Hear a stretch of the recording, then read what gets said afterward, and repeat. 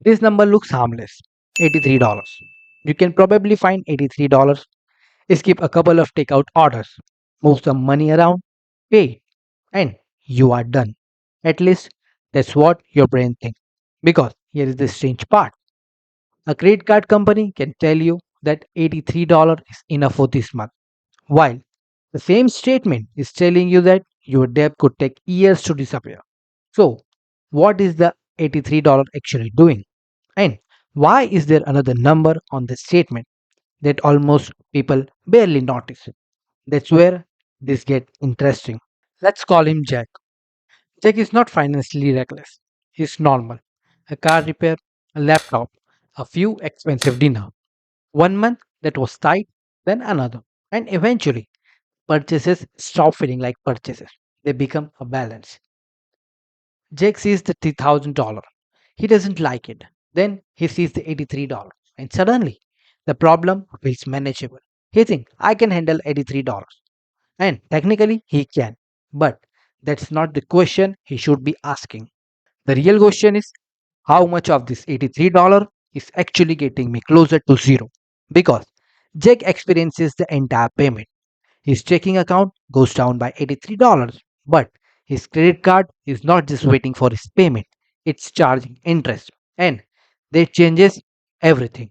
Let's follow the money. Jake sends $83. Now imagine, just to make the math simple, that his $3,000 balance is sitting at 25% APR.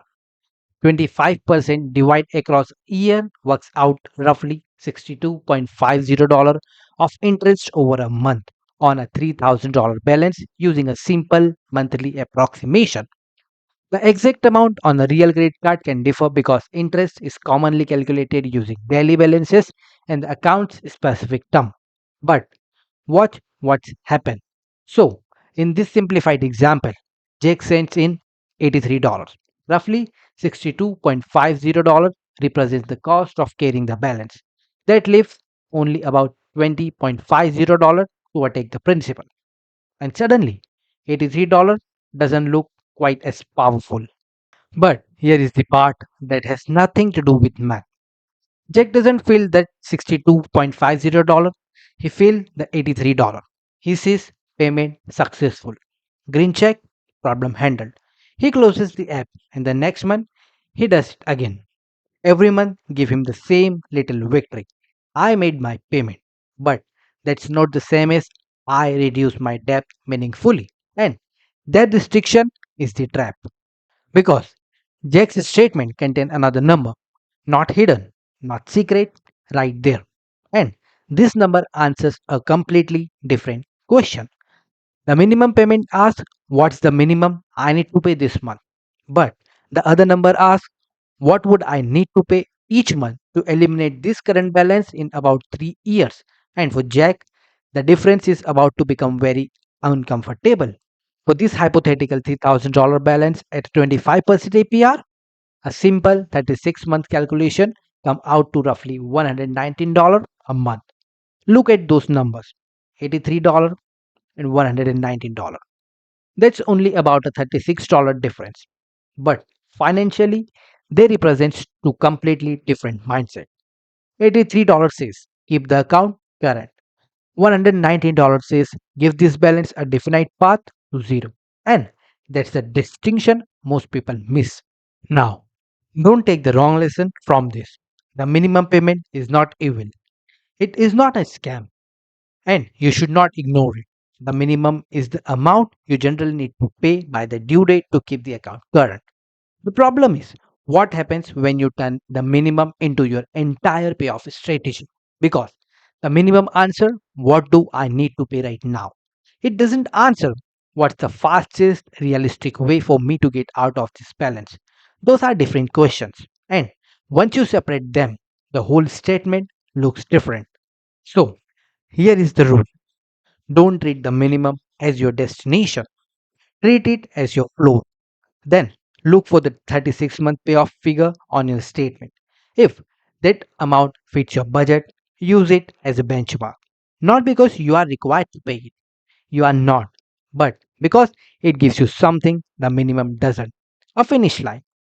The CFPB notes that 36-month figure is based on your current balance and assumes no additional charges. And that brings us to the part people overlook. Imagine Jake pays $119. Great. Then the next week, he puts another $200 on the same credit card. Now he is trying to drain the balance while filling it back up. That's why the payoff target by itself is not magical. You also have to stop making the balance you are attracting bigger. Otherwise, you are not really walking towards the finish line. You are moving the finish line. So the strategy is not just pay more, it's choose a realistic payoff target and stop adding a new debt to the balance you are trying to eliminate. Now imagine Jack actually stick with it. No hack, no secret loophole, no miracle, just a consistent payment and no new purchases added to the balance he is trying to eliminate. Month after month, the number changes. And then Jake notices something. The debt is not just being paid, it's moving. That's psychologically different. Before success meant I made the payment. Now success means I reduced the problem. That's the shift. And now go back to the original $83 because the $83 was never the real villain. That's what make it so interesting. The number was doing exactly what it's supposed to do. Jake was the one asking it to answer the wrong question. He saw payment made and his brain translate into debt solved. But those are not the same thing. You can make every minimum payments on time and still carry a balance for years. The CFPB especially notes that paying only the minimum can take year, while paying more can reduce the interest you pay over time.